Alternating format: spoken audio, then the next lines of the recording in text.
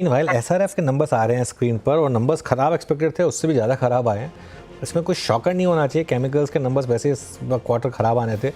201 करोड़ का प्रॉफिट है, जबकि एक्सपेक्टेशन 311 करोड़ का था और ईयर ऑन ईयर घटा है नंबर।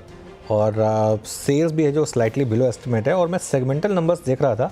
सेगमेंटल नंबर्स में एक चीज़ बहुत क्लियर है, जो सबसे बड़ा बिजनेस है केमिकल्स का बिजनेस, उसमें अभी भी काफ़ी प्रेशर है। केमिकल्स बिजनेस का जो अर्निंग्स है वो आई है 246 करोड़ वर्सेस अगर आप ईयर ऑन ईयर कंपेयर करेंगे तो 347 करोड़ के सामने गिरा है।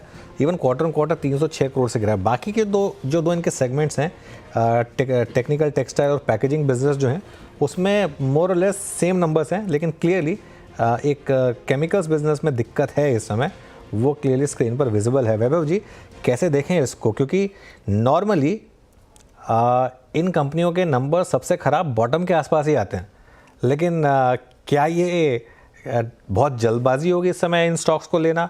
अभी और 2-3 क्वार्टर ख़राब अर्निंग्स के आ सकते हैं। क्या भी होगा केमिकल स्टॉक्स में?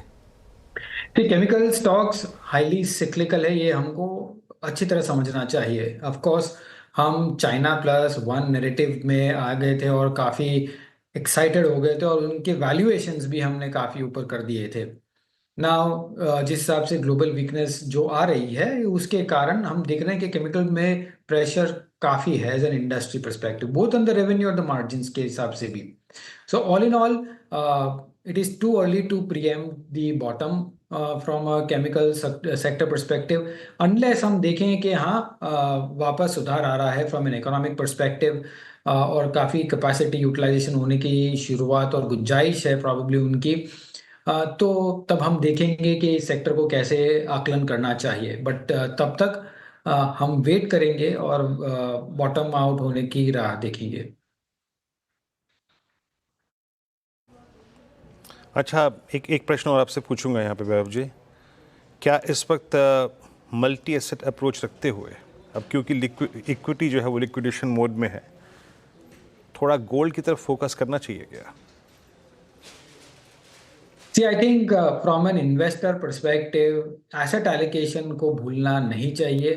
हम लास्ट 3 साल में जस्ट बिकॉज के इक्विटी ने बहुत ही फिनोमिनल रिटर्न दिए थे, ऑफ कोर्स गोल्ड ने भी दिए हैं, बट हम दूसरे एसेट क्लास को भूल जाते हैं। सो एसेट एलोकेशन एक बहुत ही अहम चीज़ है फ्रॉम अ निवेशक परस्पेक्टिव, उसे ध्यान में रखें ताकि जब भी ऐसा टर्बुलेंट पीरियड आता है तो आपका ओवरऑल पोर्टफोलियो संभल जाता है, बैलेंस रहता है और आप फियर के कारण आप लिक्विडेट नहीं करते हो from that portfolio perspective. Last thing one would want is के फियर के कारण हम नीचे के लेवल में जाके पोर्टफोलियो लिक्विडेट करते हैं और फिर हम देखते हैं कि वापस रिकवरी अच्छी हुई है। बिकॉज अगर 3 से 5 साल की बात करें तो equities as an asset class definitely अच्छा रिटर्न देगा as compare to anybody else, but वो उसके दौरान ऐसे शॉक एब्जॉर्ब करने के लिए कि एसेट एलोकेशन अप्रोच बहुत ही ज़रूरत है। That would be my recommendation. Vaibhav ji बहुत बहुत शुक्रिया, आप इस कार्यक्रम में शामिल हुए और बहुत ही निर्णायक, बहुत ही नाजुक, बहुत ही पेनफुल इस दौर में आपने मार्केट पे अपनी बात की, अपना टेक शेयर किया। बहुत बहुत शुक्रिया सर। अब आते हैं निफ्टी पे, इट्स 24450 और अनुज इंडेक्स का हाल आपके स्क्रीन पे है। कल के लिए रणनीति क्या रहेगी? बुधवार बीरू फ्रैंकली क्या एक्सपेक्ट कर रहे हैं आप मुझसे? मैं बोलूँगा, बताइए। चलिए मैं वो बोल देता हूँ कल के लिए स्ट्रैटेजी। ये जिम्मेदारी इस वक्त आपकी है बीरू। क्या है ना, देखिए पैसा खोने में कोई मज़ा नहीं है, ठीक है, लेकिन एक चीज़ मैं बता दूं, मैं बार बार एक चीज़ कही है, कल भी और आज भी, अगर आपने शॉर्ट करा, मार्केट ने ज़बरदस्त पैसा दिया, छप्पर फाड़ के पैसा दिया है। और कल की और आज की दोनों की दिन की स्ट्रैटेजी यही थी कि जहां रैली फेल हो वहां सेल कर दीजिए, 50 पॉइंट ऊपर का स्टॉप लॉस लगा दीजिए। कल मार्केट ने वो 24,950 को रिजेक्ट करा, वहाँ से सेल ट्रेड बनी। और आज तो देखिए मार्केट ने तो कल के हाई से तो मार्केट 500 पॉइंट दे चुका है आपको। तो अगर आपको शॉर्ट करना आता है इस मार्केट में तो पैसा बना रहे हैं आप। हाँ, दिक्कत क्या है, आप शॉर्ट को कैरी नहीं कर सकते ओवरनाइट। क्यों? क्योंकि शॉर्ट्स स्किटिश होते हैं और कल अगर हल्का सा भी कोई पॉजिटिव ट्रिगर मिल गया और 100-150 पॉइंट का गैप अप मिल गया वहाँ मौका होगा मेरे ख्याल से सेल करने का। तो अभी कोई ट्रेड मत कैरी करें मार्केट में, थोड़ा आराम करें और थोड़ा अपने पोर्टफोलियो को संभालें, पैनिक में अच्छे शेयर ना बेचें। बस मैं तो इतना ही कह सकता हूँ इस समय। ओके, शॉर्ट कैरी मत कीजिए ओवरनाइट, और इस पर कोई राय नहीं कि बहुत एक्सट्रीमली ओवरसोल्ड ट्रैजेक्टरी में हम। और मैं देख रहा था पूरे सफ़र में 27 सितंबर को जो हमारा इंट्राडे हाई था करीब 26,281, 1 2 3 4 5 6 7 8 9 10 11 12 13 14 15 16 17 18 सेशन में मात्र 3 कैंडल्स ग्री हैं, जिसमें से एक बिल्कुल फ्लैट थी, मतलब 2 में एक छोटा सा पुल बैक था। But it's an extremely oversold market, और 24,458 पे डीलों पे हम क्लोज होते हुए। यतिन के पास चलते हैं, कॉल्स लेने के लिए नहीं, डीलर्स का दुख दर्द बांटने के लिए। यतिन, क्या कह रहे हैं डीलर्स? बहुत ही ज़्यादा कैपिटलाइजेशन की सिचुएशन है, ऐसा फॉल एक्सपेक्टेड नहीं था वीरू। और जैसे कि आपने कहा कि दुख दर्द बांटने वाली चीज़ है, लेकिन 2 स्टॉक जो वो फोकस कर रहे हैं, सबसे पहले महिंद्रा एंड महिंद्रा, जहां उनको लगता है कि 2950 3000 तक के टारगेट्स आ सकते हैं, और जो डिप है उसमें खरीदारी की सलाह दे रहे हैं। एकदम से जोश में आके खरीदारी की सलाह नहीं दे रहे हैं, थोड़ा डिप होगा तब खरीदारी की सलाह दे रहे हैं, क्योंकि डोमेस्टिक फंड्स यहाँ जो है खरीदारी कर रहे हैं। तो M&M स्टॉक है उनके रेडार पे। और फ्लिप साइड पे है बजाज फाइनेंस। रिजल्ट्स के पहले स्टॉक में शॉर्ट बिल्डअप देखने को मिल रहा है। डीलर्स के हिसाब से यहाँ HTBT का ट्रेड ले सकते हैं, 6600 के टारगेट्स उनको दिखाई पड़ रहे हैं, और फ्रेश शॉर्ट्स आपको FNO डेटा के हिसाब से देखने को मिल रहे हैं। तो बजाज फाइनेंस पे डीलर्स आज थोड़ा बहुत शॉर्ट पोजीशंस बना के चल रहे हैं। ओके, तो बजाज फाइनेंस में शॉर्ट पोजीशन बना के डीलर्स चल रहे हैं इस समय। BTST STBT ट्रेड्स लेते हैं। गावा सर, क्या कैरी करें? नहीं करेंगे कैरी, बिल्कुल नहीं। मार्केट स्ट्रेच है, वीक है, लेकिन शॉर्ट्स कैरी नहीं करना चाहिए। इंट्राडे में शॉर्टिंग अपॉर्चुनिटी मिलेंगी, जैसे कि एक्सपेंशन, जैसे आपने बताया सुबह कि जहां फेल हो शॉर्ट कीजिए। कल ऐसा मौका मिलेगा तो जरूर करेंगे, लेकिन आज नहीं। ओके, तो आज नहीं, तो नो ट्रेड गावा सर? बिल्कुल नो ट्रेड।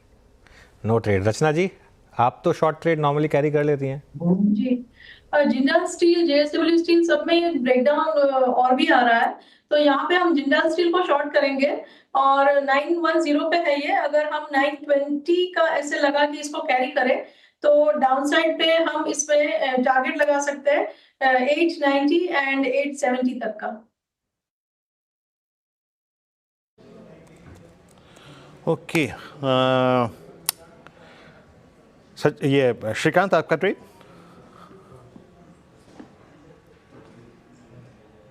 तो देखिए, यहाँ पे मुझे लग रहा है कि जो मोमेंटम है वो काफी और भी वीक हो रहा है, और यहाँ पे अगर कुछ शॉर्ट करना है तो करंट लेवल से मुझे लगता है कि स्टील अथॉरिटी यहाँ पे एक इम्पॉर्टेंट सपोर्ट को इसने भी तोड़ा हुआ है। पिछले कई हफ्तों से और महीनों से ये स्टॉक 125 124 के लेवल्स को होल्ड कर रहा था, लेकिन आज कन्विंसिंगली इस लेवल को तोड़ा है। तो मुझे लगता है कि ये स्टॉक कम से कम यहाँ से 115 तक के लेवल्स दिखा सकता है। तो 121 122 में से शॉर्ट करें, स्टॉप लॉस रखे यहाँ पे 125 रुपए का। ये श्रीकांत जी, हाँ, ये बैन में है। ओके। इतनी पेनल्टी लगेगी कि पूछे मत। तो कुछ और दीजिए ना। वैसे यस यस यस। नहीं, तो बिल्कुल। तो यहाँ पे वैसे देखा जाए तो इंडसइंड बैंक ने भी काफी इंपॉर्टेंट लेवल्स को तोड़ा है। वैसे कई सारे स्टॉक है जो अपने लेवल्स को तोड़ते जा रहे हैं, और मुझे लगता है कि इनमें कंटिन्यूएशन और भी होगा। बट यस, अगर यहाँ पे अगर शॉर्ट करना है तो एक इंडसइंड बैंक को भी शॉर्ट किया जा सकता है। ये तो बैन पीरियड में नहीं है।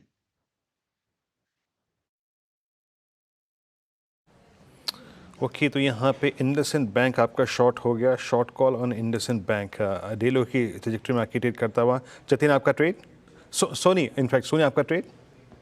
वीरेंद्र जी, यहाँ पे STBT रहेगा ONGC में, जहाँ पे 200 EMA को ब्रेक करते हुए उसके नीचे काफी कंफर्टेबल क्लोज दे रहा है। सो एक अच्छा सेल कैंडिडेट यहाँ पे बन रहा है। ONGC सेल कीजिए 271 फ्यूचर्स पे। स्टॉप लॉस रहेगा 273.5 का यहाँ पे, और टारगेट है 265 263। ओके, मानस, आप क्या कैरी कर रहे हैं कल के लिए? तो देखिए, एक बिकवाली करने का ट्रेड होगा। पावर ग्रिड के फ्यूचर में बिकवाली करेंगे। अगर हम पैटर्न देखें तो कंसोलिडेशन के बाद फ्रेश ब्रेकडाउन देखने को मिला है। तो पावर ग्रिड के फ्यूचर में, जो कि 322 रुपए के आसपास ट्रेड हो रहा है, वहां पर बिकवाली करने का ट्रेड लेना है। 326 रुपए 60 पैसे का आपको स्टॉप लॉस लगाना है, और 314 रुपए 314 के टारगेट सेट करने हैं पावर ग्रिड के फ्यूचर में। Okay, power grid. Meanwhile SRF numbers बहुत ही ख़राब हैं SRF के, लेकिन क्या स्टॉक काफ़ी ऑलरेडी गिर चुका है, कैपेक्स भी अनाउंस किया उन्होंने, स्टॉक स्प्लिट भी अनाउंस किया है, लेकिन जो भी है थोड़ा लोअर लेवल से रिकवरी आई, लेकिन अभी टिकेगी या नहीं ये पता नहीं। SRF की नॉर्मली इस टाइम तक कमेंट्री आ जाती है, उसमें भी कई बार वो कुछ फॉरवर्ड लुकिंग स्टेटमेंट देते हैं, लेकिन इसमें कोई डाउट नहीं है कि क्लोज वीरू मेरे ख्याल से जब से ये मार्केट की करेक्शन शुरू हुई है आज सबसे ख़राब दिन है, और आज थोड़ी सी हमारा टोटका भी नहीं चला। Normally green on green last ditch effort होता है, आज वो भी नहीं चला, तो मार्केट किसी मूड में ही नहीं है आज किसी भी तरीके के। मैं अभी कुछ देर पहले जब बात करते हैं स्ट्रैटेजी पे, मैं वही सोच रहा था आज ये last hope of this I think green colour वो भी काम नहीं आई आज। सेलिंग प्रेशर ऐसा है ना अनुज, क्या करें। तो अब मुझे लग रहा है अनुज थोड़ा रिटेल भी पैनिक कर रहा है ना। अच्छा, ये जो म्यूचुअल फंड्स इतना कैश लेके बैठे हैं उनके डिप्लॉयमेंट का फेस कब आएगा, वो भी वेट कर रहे हैं नहीं, ये डिप्लॉयमेंट का वेट तो हम कर ही रहे हैं, हर कोई वेट कर रहा है, डिप्लॉय भी कर रहे हैं, लेकिन दिक्कत क्या आ रही है ना, इस समय मार्केट में आप जितना मर्जी कैश डाल लें, मार्केट में फॉलो थ्रू बाइंग नहीं है। देखिए मार्केट चलता है फॉलो थ्रू बाइंग की वजह से। फॉलो थ्रू बाइंग अगर नहीं आएगी मार्केट में, आज सिटी यूनियन बैंक क्यों चला, क्योंकि आज फॉलो थ्रू बाइंग आई है, वरना गैप अप के बाद ये नहीं टिकता। गैप अप के बाद ये क्यों टिक गया, क्यों दूसरी तरफ टाटा कंज्यूमर आज अच्छे खासी रिकवरी जो शुरू में आई उसके बाद नहीं टिका, क्योंकि फॉलो ऑन बाइंग नहीं आई।